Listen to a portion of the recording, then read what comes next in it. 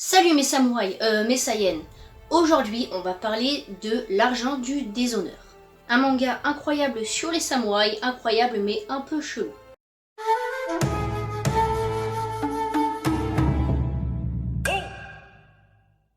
Hiroshi Hirata, l'auteur, est un adepte et un fan de l'époque des samouraïs, un peu comme moi.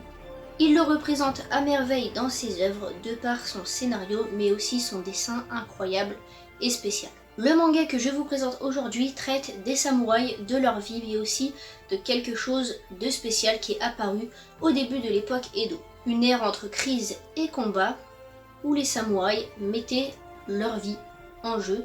Un déshonneur vu par les samouraïs qui étaient à fond dans le Bushido. En gros, c'était des samouraïs qui ne faillissaient jamais. Ils n'échangeaient absolument jamais leur vie contre de l'argent.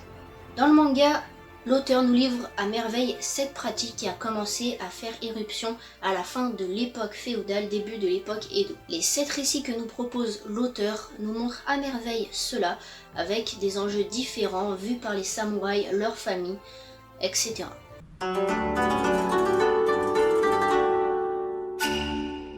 L'influence de l'époque Edo dura à peu près 700 ans.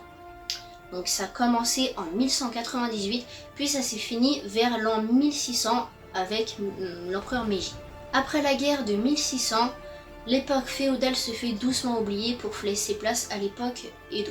Après la bataille de Sekigawara, qui laisse sa place à l'empereur Tokugawa. Dans le manga, on est à une ère absolument non précisée, mais on voit que la bataille a été annoncée, donc la bataille de 1600. Du coup, on peut déjà se repérer. Nous sommes au début de l'ère Edo, où l'ère féodale se fait oublier par les samouraïs et où cette pratique commence à être de plus en plus exécutée. Donc la pratique du déshonneur avec le sceau de la main.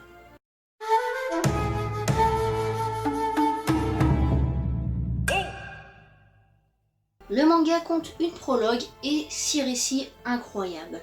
Des récits vus par les samouraïs, comme je l'ai dit avant, par leur famille, mais aussi par des personnes qu'on appelle aujourd'hui les huissiers. Vous voyez, en gros, la personne allait chez eux réclamer l'argent pour le maître qui l'avait payé. L'auteur se voit assez réaliste dans son scénario, d'une part car les lieux et l'époque qui sont précisés dans le manga ont réellement existé, d'une autre part le dessin est incroyable.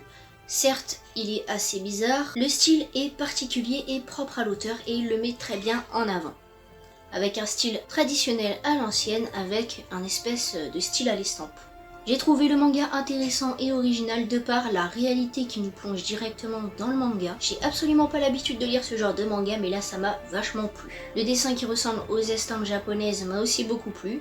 Ce style qui est utilisé dans les tableaux traditionnels japonais, qui est bien mis en avant par l'auteur. J'ai remarqué que l'auteur et le dessinateur met vraiment ses tripes à l'ouvrage dans le manga, et c'est excellent.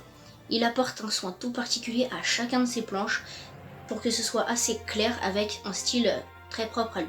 Bien que cela soit raconté d'une manière fictive, c'est génial car pour les curieux, eh bien vous voyez un peu la vie de samouraï comme elle était auparavant, quoi.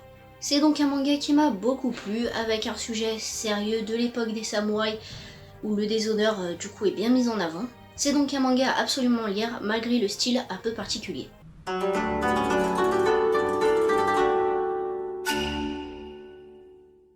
Si vous voulez lire un manga assez peu commun, réaliste et qui traite d'un sujet assez sérieux, mais accessible au plus grand nombre d'entre vous, eh bien foncez. Mais attention car le dessin ne va sûrement pas plaire à tout le monde. A savoir que l'auteur a réalisé plein de mangas du même style sur les samouraïs, mais l'argent du déshonneur c'est celui qu'on trouve le plus facilement à un prix abordable.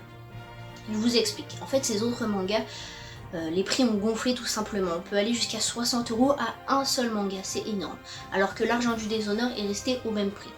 C'est un one shot déjà d'un, et de deux, tout neuf coûte 22 €, ça ne bouge pas, et d'occasion environ 15 €, ça dépend où vous vivez. Donc c'est le plus abordable pour apprendre à connaître cet auteur. Et pour les personnes qui veulent une vidéo complémentaire sur ce même manga, notre ami Mister Youssef alias Otaculture, je vais mettre sa chaîne dans les suggestions si je suis douée ou dans la description.